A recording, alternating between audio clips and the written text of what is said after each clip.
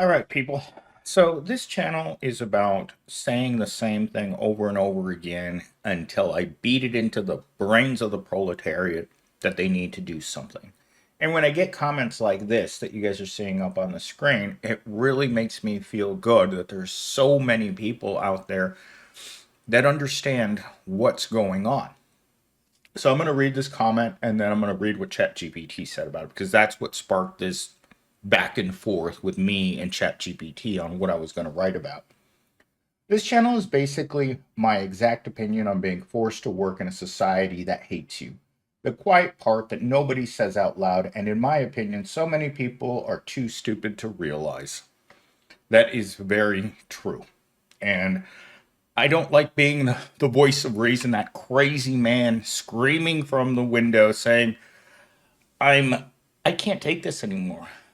And it's just awful to think that we live in a world where everyone feels the same way. And we don't know what to do about it. Because as I was going back and forth to ChatGPT, it was very clear that nothing will change unless the proletariat makes the change. Because greedy corporations aren't going to stop being greedy corporations. That's what they're good at. They're very good at making certain that people stay down. Like the original title of this video is going to be Maximum Wage, Maximum Exploitation, Why the System is Rigged Against the Proletariat. Any person that has to work for a living can't make it. The wages are too low. The the system in place is designed with every possible protection to ensure that money is never in the hands of the people that need it. We get paid on Friday, but guess what? You've got rent, you've got groceries, you got to pay for your promobile that's making weird noises. Like my brakes are making weird, like scratching noises, and they're sticky in the back. And I know I've got to take the promobile in to get looked at, but the time, the money, and the fact that it's still running means that I just can't do it. It's just too much money, and most people need their promobile in order to get to work, but at the same time, they're driving that promobile straight into the ground because you just can't. It's just like healthcare. I pay into healthcare benefits every paycheck. It's like $150, $175 every paycheck. But do I have time to go to the doctor? Do I have time to deal with taking care of myself? No. I never have any free time. And the time that you have off is the time that everything else is closed, right? Very few doctors work in the evening or on weekends. And my weekends are ridiculously packed with chores. Like right now, I got to get this video done. Then I got to get in the promobile. And I've got to go do all my errands before I run out of time. Yesterday was a strange day in the sense that I had to hang out with this person because they needed stuff, and that ruined my whole Saturday of running my usual Saturday errands. So basically, every weekend is the same. You've got to get everything done that you can't get done in the week, and that includes taking care of yourself. So, with that said, I don't know if you guys would be interested in this of me making tutorials on how I make my videos, showing you from beginning to end how I query ChatGPT, how I come up with my ideas. And I'll tell you guys this, most of my ideas come from the comment section. You guys are the best resource for research that I have because you guys are all very smart people. The people who come and sit here and watch this channel for 20 minutes are not TikTok people. You guys are smart people. You guys say very insightful things in the comment section. And for those who just want to come into my comment section and tell me to pull myself up by my bootstraps, guess what? You're going to get banned. So don't do that. All right, before I go into the main part of the video, I'm going to have to say this in every single video moving forward because, again, I do this for money. Subscribe, donate, or at least hit the like button. That's all I ask people. If you don't have money, which most of us don't, and you're already subscribed, just leave a like. It helps me with the algorithm that obviously has it wanting to give me the Fleece Johnson because That's what it's been doing to me for the last 30 days. I've never seen money. I've never seen the amount of money that the channel is making go just skyrocket downwards. All right, let's move on to our first talking point. So, in this talking point that it brought up, I didn't like anything that it said. It's all the same thing. Rent's too high, food's too expensive, and transportation is ridiculous. But the illusion of living wages that really got to me because this is what happened to me at my current job. So I went from making minimum wage to almost three times the minimum wage. And suddenly I thought, you know what? I'm going to be okay. But guess what? Inflation had other ideas. As I say this in a lot of my videos, what I make right now would have been great to be making in the year 2000. But unfortunately, it's not the year 2000. And inflation has been sticking it to us very, very hard for the last 3 years. Inflation has been 10 to 15% across the board. Our wages have not gone up by 10% every year. I didn't even get any raise this year. And my coworkers that busted their hump, they got perfect scores on their evaluations, got 50 cents in raises. And they're happy to get it. But the illusion of living wages is just that. On paper, I look at what I make, and then all my bills come out. And the illusion of living wages is a pipe dream. You can't make it on what they're trying to pay you. And if you're a low wage earner, if you're a person making close to the minimum wage, you better be living at home or with 50 of your closest friends that are now your roommates, because otherwise it is impossible. I was trying to explain this to someone yesterday that basic living costs for living on your own are $24,000 a year in rent, $15,000 a year in transportation, and then you've got everything else. That's basic. Now, let's say you take away your living alone and your car, then what quality of life do you have? Do you even want to be alive at that point? Like, between the food and the low quality food and the low quality housing, I mean, life is terrible. Nothing about life is enjoyable. This right now is working to me. I'm not getting to enjoy my weekends. When I'm not actively working on videos, I'm brainstorming ideas because that's what I do as a content creator. I have not had a single day off from content creation or my regular job, which again, this is a part-time job. I haven't had a single day off in so long. I forgot. I feel like I'm working in a North Korean uh, work camp because I have to work this hard or else my my life will deteriorate quickly. If I hadn't picked up this second job, because I didn't realize it, but when I got demonetized in August for repetitive content, which I still don't understand, that time between when I lost my YouTube income and when I regained it was a bad time. Like my paycheck stopped stretching between pay periods. And I didn't realize that the YouTube money was the only thing that was acting as a band-aid in my income. But again, coming back to the idea of the illusion of living wages. If you're not working 2 to 3 jobs right now, you're not going to make it. You're setting yourself up to fail because we don't live in a society anymore in which the 40-hour work week equals making it. 40 hours to me has become part-time. And that's a sad thing to say because now full-time work, in my opinion, is now 80 hours a week. And why do I say that? Because let's say you're making $15 an hour at your crummy job. Well, now you've got 2 crummy jobs. So you just doubled your income from 1 crappy minimum wage job to 2. So that doubles your income, right? So now you're making $30 an hour on a 40 times a double double work week, right?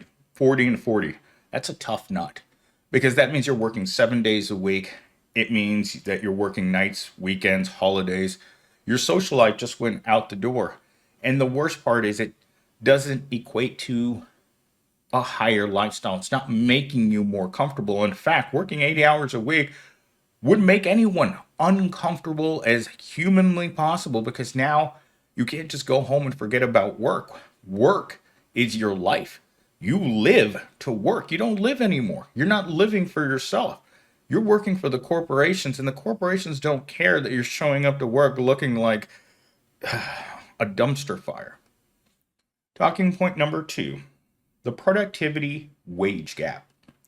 Since the 1970s, workers' productivity has skyrocketed, but wages haven't kept up. In my opinion, at least as a child, we were all supposed to believe that we were going to live in a futuristic world. Think of the movie Back to the Future 2 and the cartoon The Jetsons. What ended up happening is that they just used the technology that was advancing in the workplace to make life easier. Excuse me. How did I write this? They just used the technology that was supposed to make life easier to exploit us even harder. So instead of technology working to make life easier, in my opinion, work should be a 20-hour work week. With as much technology that's been infused into the workplace, the work week should have been shrank down. We should be working less, making more money. But no, that's not the way that they use technology. They use the technology to enrich themselves. We are entering the year in which we're going to start having trillion-dollar companies. Not billion isn't good enough for these people. The disgusting disease of greed and a lack of empathy. As I often say, they need to release the empathy virus out there so that rich people can understand that it's not okay to build a business on the back of people who can't protect themselves. Forcing people to work for minimum wage while maximizing your exploitation. I don't know what's wrong with my mouth. Well, maximizing exploitation is cruel and unusual. Because whenever I see a small business owner and they're complaining about how they can't find workers, how they won't work hard, how there's high turnover rates, and how they just can't make it. How many business owners have gone out of business because they blame the workers? It's like the workers just didn't work hard enough. In fact, I was talking to a girl yesterday who said that her manager would come up and praise her and say, "We're like family here," and would give her a $5 gift card because he wanted her to work harder. I have gotten these gift cards in the workplace. It doesn't make me work harder. It's insulting to hand someone either money to use in the company commissary, and in that commissary, you're going to find things like ramen and popcorn, whatever other thing they want to toss in there. But raise wages? No way. Every corporation says, and I heard this for years while I worked at Walmart, we just can't afford to raise wages, because this is the argument every time. If they raise wages, then they would have to fire people. Well, great. I don't care if you have to fire people. Who cares, right? No one cares if you get fired from a minimum wage job. Every job is going to end up firing you.